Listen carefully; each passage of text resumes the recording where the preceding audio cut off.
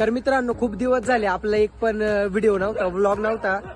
खूप मित्रांचे पण कमेंट आले की का बरं येत नाही. थोडेफार आपले घरचे कामं चालू होते आणि आता कॉलेजचे पण ऍडमिशनचं जरा हे चालू आहे, त्याच्यामुळं व्लॉग नाही आला. पण इथून पुढे मी रेग्युलर टाकणार आहे, त्याच्यामुळे फॉलो करायला विसरू नका पेजला आणि नवनवीन कंटेंट तुमच्यासाठी आणत राहणार.